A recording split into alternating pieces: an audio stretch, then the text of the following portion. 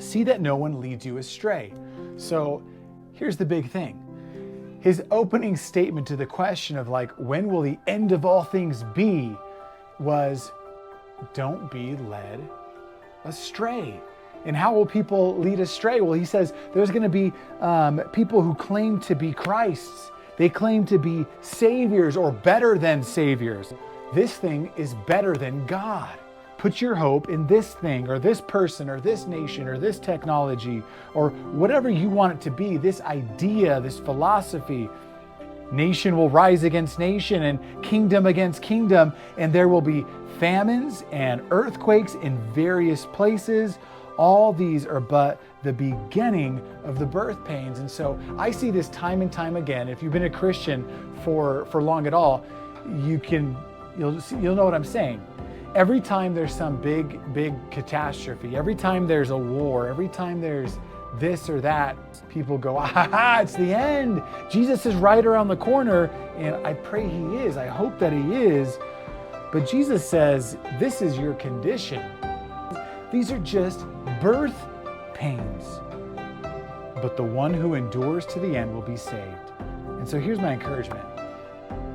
Endure to the end.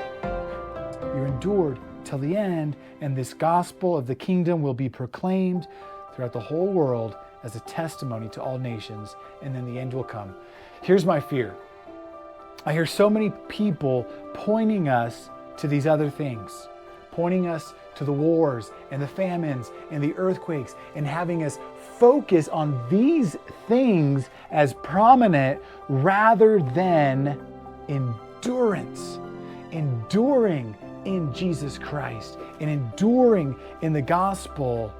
And so if there's something that you're going to focus on in this catastrophic, I think that's a word, in this fallen, sinful world that we live in, if you're going to focus on something and you're going to focus on a message worth spreading, might I suggest in the chaos, while there's an audience that's willing to watch and willing to listen, a captivated audience in this season, might I suggest that you and I focus on this message of the gospel of the kingdom and proclaiming it throughout the whole world until Jesus comes.